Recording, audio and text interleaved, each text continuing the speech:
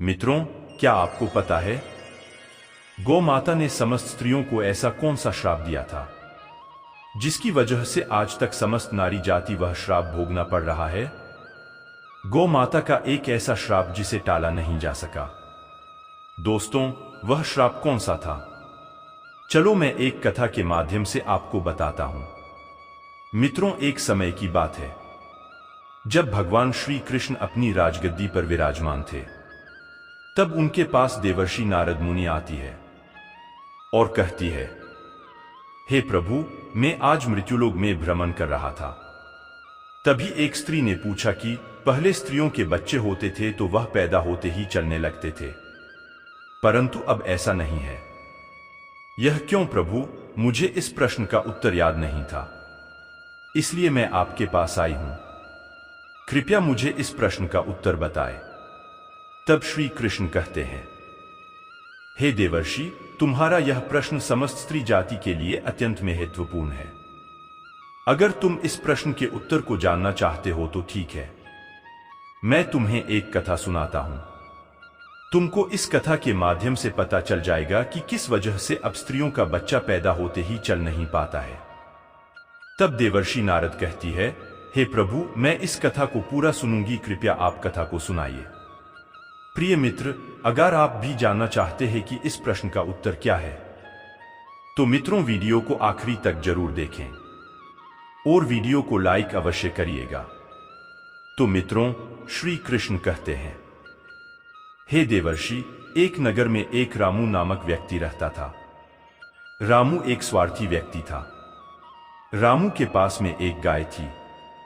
वह गाय दूध देती थी और रामू उस गाय को हरा भरा चारा खिलाकर उसका दूध निकाल करके उस दूध का बिक्री किया करता था। रामू गाय का दूध खुद भी पीता था और अपने परिवार वालों को भी पिलाता था। गाय के दूध की वजह से ही रामू अपने घर की दिनचर्या चलाता था। रामू का समय इसी तरह से व्यतीत हो रहा था।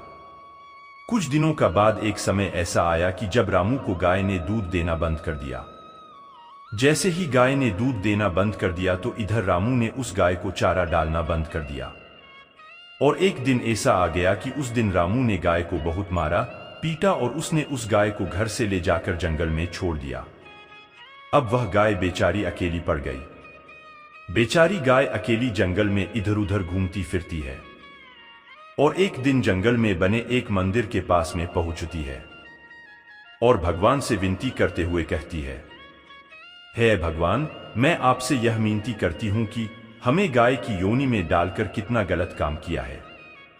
श्री कृष्ण कहते हैं, हे देवर्षि, वह गाय कहती है, देखिए, जो आपकी 84 लाख योनियों में सर्वश्रेष्ठ योनि मानव की है, वह कितना पाप और कितना दुष्कर्म करता है। वह गाय आगे कहती है, जब तक मैं दूध देती रही तब तक उस व्यक्ति ने मुझे अपने घर पर रखा, हरा भरा चारा खिलाया।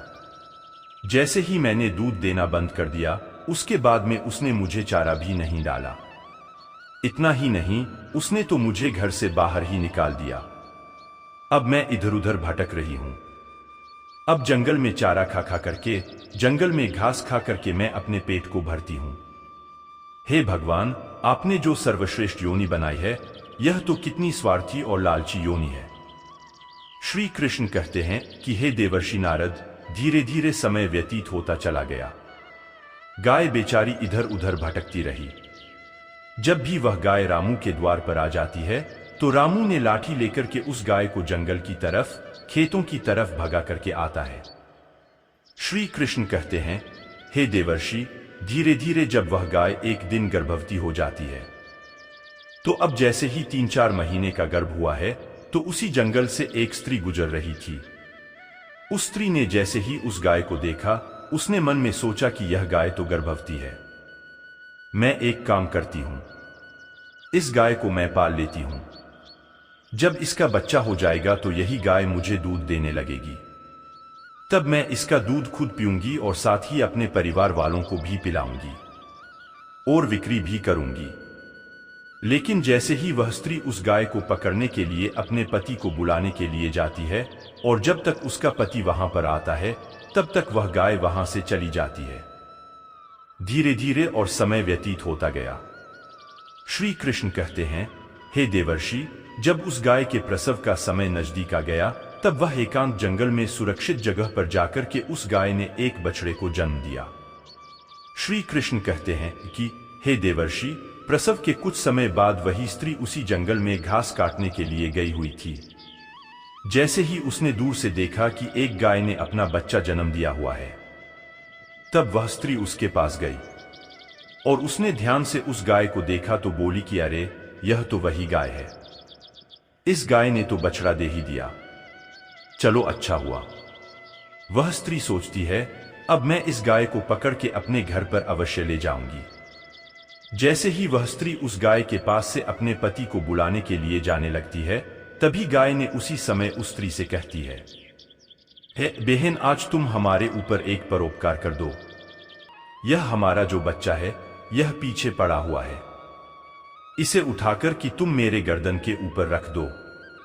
मैं अपने बच्चे को लेकर के किसी सुरक्षित जगह पर चली जाऊंगी, क्योंकि यह मेरा बच्चा 8 महीने बाद चलने लायक हो पाएगा। 8 महीने बाद अपने पैरों पर चलेगा।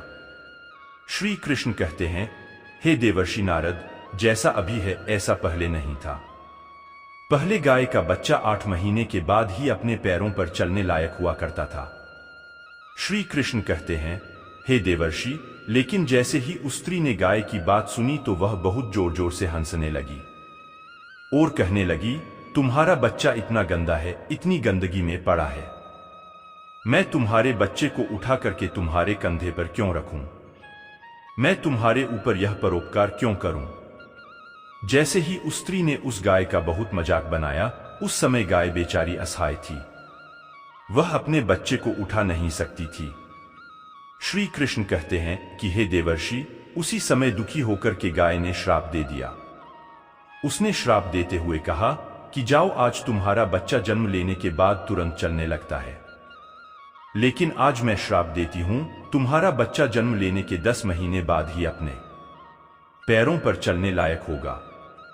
और जो यह मेरा बच्चा आज चल नहीं पा रहा है, और यह आज के बाद पैदा होते ही बहुत जल्द अपने पैरों पर चलने लायक हो जाएगा।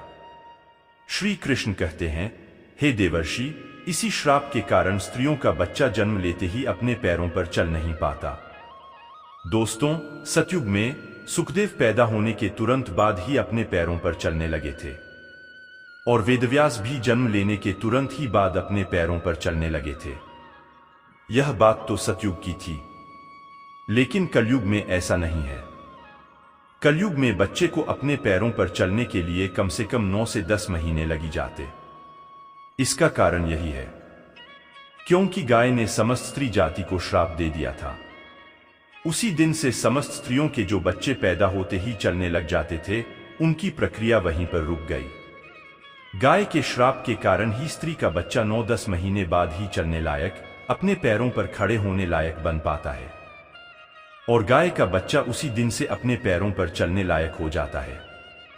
इसीलिए किसी की आत्मा को कष्ट नहीं देना चाहिए, और यही सनातन धर्म का सबसे बड़ा धर्म है। गोस्वामी तुलसीदास ने लिखा है, परहित सरल धर्म नहीं। दोस्तों, दूसरे के दुख में दुखी हो जाना, दूसरे के काम आना सबसे बड़ा धर्म माना गया है। तो इसलिए हमें असहाय पशु की, पक्षियों की सहायता करनी चाहिए। गाय के श्राप की वजह से ही जितने भी पशु पक्षी हैं, उन सबके बच्चे जन्म लेने के तुरंत बाद चलने लग जाते हैं। लेकिन स्त्रियों के बच्चों पर इसका विपरीत प्रभाव पड़ा कि जन्म के तुरंत बाद स्त्री का बच्चा चलने लायक नहीं बन पाता। एक स्त्री की गलती से आज समस्त मानव जाति की महिलाओं को उस श्राप का खामियाजा आज भी भुगतना पड़ रहा है। मित्रों, आपको यह जानकारी कैसे लगे हमें कमेंट में अवश्य बताइएगा, और कमेंट में जय श्री कृष्णा अवश्य लिखना। साथ ही अगर आप हमारा चैनल पर नए हैं तो चैनल को सब्सक्राइब अवश्य कर लेना। हो सके तो इस वीडियो को ज्यादा से ज्यादा लोगों तक शेयर अवश्य करें। वीडियो देखने के लिए आपको दिल से बहुत बहुत धन्यवाद। जय श्री कृष्ण।